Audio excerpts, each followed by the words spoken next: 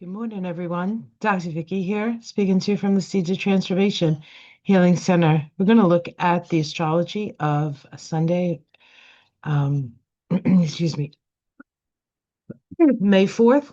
And I know you guys like when I share the chart, so I thought this might be a nice way to spend a Sunday morning.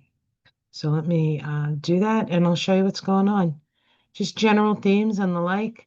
Um, this chart is um, on it's a timing chart. It's what's going on right this moment. That's what I want to say. So right this moment, we're doing this at 7:52, 12 a.m. on the east coast of the US. Jupiter is rising in the eastern sky. Of course, we're not going to see it because the sun is already up in the sky. But at the end of the day, when you see the moon in the western sky, you'll see Jupiter above it, and it's very bright. So you will see Jupiter tonight, this evening. Um, so I've added a lot of the asteroids in this chart, so it seems like there's a little bit more than you usually see. But we can see that there are groupings of planets. One of them is Mars making a conjunction, or actually the moon conjoining Mars. It's already happened. It's moving past that in Leo. This can be angry. This can be righteous anger. It's opposite Pluto, of course. Pluto and um, Mars are still in that tense opposition, although we've gotten to the other side of the exact opposition. And so things start to ease up a little. So you may feel a little less tension than you've been feeling. And of course, this opposition between Pluto and Mars has been going on since November. It's sometimes exact, sometimes just with an orb, sometimes not an orb at all. But it's almost like there's like two planets pulling on each side of a rope, and sometimes the rope is really tense and sometimes the rope is a little less tense. So we have that oppositional force. Of course, Pluto is a planet of power. Mars is our needs, our personal sort of desires, right? Okay. We also have, let me just talk about the big deal today. The big deal today is that Pluto is stationing. Here we have it, Pluto stationing at this point um, at 3:49. So that's 4 degrees uh, sorry, of Aquarius. And the Sabian symbol is um, a Hindu healer, a Hindu healer. I want to read something to you. One second. Nope, that's not what I want to do. Okay, I'm just trying to do technology before I've had a cup of coffee, which is usually not a good deal.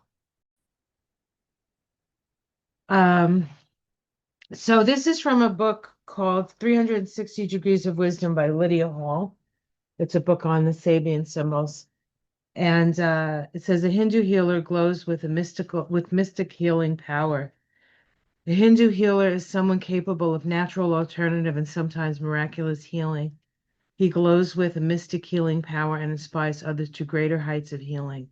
Understanding power within themselves, the Hindu healer channels the energy of God to manifest the healing process.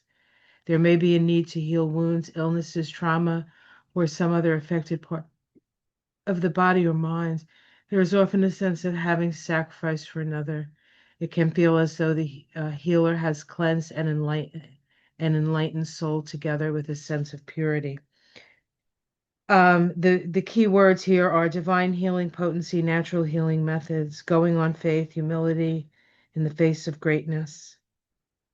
And the caution is false claims of and or power, charlatans, and claims of healing that are just manipulation, snake oil salesmen, tricks with smoke and mirrors, what to trust, who to believe, orthodox healing methods failing to cure, feeling invincible. So those are the cautions. So um, you know what I have noticed? I have noticed that there is a lot of people um, putting things out with the promises that, everything's going to be different, everything's going to change. You just have to sort of follow these, in some cases, spiritual steps or whatever, and there's value to that. But we do have to be very discerning. And with Pluto now moving retrograde, that may be something we just want to pay attention to. I'm a great proponent of natural healing myself, being a chiropractor for 37 years. So I'm all in the natural healing. Um, but you can't, you need to go to people who know what they're doing. I mean, that's true of medical doctors as well. It's good to get more than one perspective. And then, of course, a lot of healing can happen through our own introspective ways. And with Pluto retrograde, and any planet retrograde requires us to look within. And this is the first planet to go retrograde. Everything has been moving forward. So everything has been, seems like it's going like balls to the wall, as we say in Jersey. And now it's like, right? Now, this could be the powerful because Pluto is the powerful.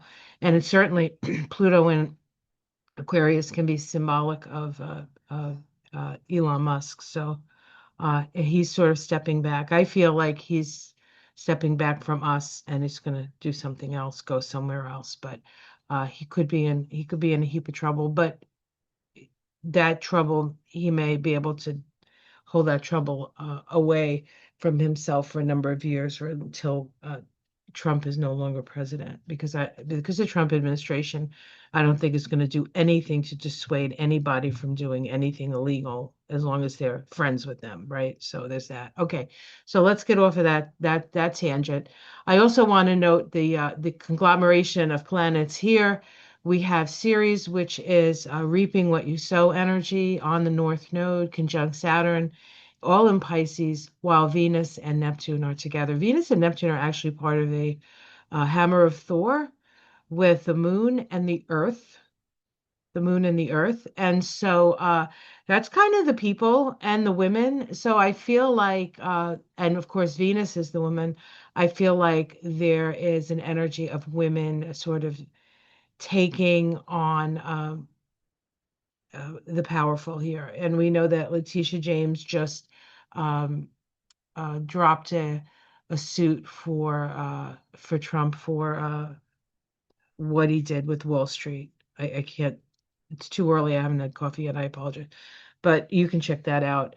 All right, so that's there. And then we have this conglomeration, which is very interesting. We have Chiron, very close to Eris and Mercury coming along to join them. So we're going to have a Mercury Chiron Eris conjunction. Chiron is the wound. Eris is also wounded in her way. She is a feminine energy. She's rebellious energy. She is chaotic energy. So there still continues to be a lot of sort of chaos, um, perhaps to bring up the wounds to show where we need to heal. The nodes today are stationary. That's unusual. The nodes are usually retrograde. So the nodes are sort of stopping. And we also have Pluto square the nodes at this time, not exact, but getting there. And the resolution node for Pluto square the nodes and Pluto square the nose is the question is what's true and what's not true. And that's a question we've been asking a lot. But the answer lies in the North Node. And so it's about moving in the direction of compassion, moving in the direction of healing, right? Also the Pluto retrograde energy, right? The Hindu healer. So this is a time of, believe it or not, healing. And the thing is, as I feel like on a certain level, maybe we need to do this personal, collective, familial, community healing um, in the face of such a dark force that is now sort of running. He doesn't run me, but he runs the whatever he's running there, um, or what it's power lies where people believe power lies. Game of Thrones, Littlefinger said that, right? And it's true. And I always think to myself, he's president, so what? Like he still doesn't have power over me. You know what I'm saying? Like, I mean, sure, he could come down and he could arrest me and he could send me to Guantanamo or someplace, I guess. He could do that, but it's like I won't allow that in my consciousness. He does not. Of course, I do have Uranus on my ascendant, like natally. So I think that's true of almost every. The only person who I really ever gave that ability to, like where I felt like, okay, I have to acquiesce to this, was my parents, really. And that was it. After that, I don't do bad things or illegal things, so it's not like I'm a criminal. But you don't want to be giving away your power. Um, and when you allow them to fill your mind and fill your heart with all these terrible feelings, then you're giving away your power. So avoid that if you can. Have a great day. I'll see you again tomorrow morning. Check out Mystic Sisters. We did it on Ona's channel last night. There is a recording of that. It was fun. We did a couple of charts and a couple of card readings. It went really fast. Like I was so surprised when she said, "Oh, it's been an hour," and I was like, "Woo! Wow, that hour went fast." So, time seems to be doing those things, right? Going real fast and going real slow at the same time. I don't know how that works, but that's what's happening. All right, guys, I'll see you again tomorrow. I am going to be doing a introduction to the Kabbalah class if you're interested in that.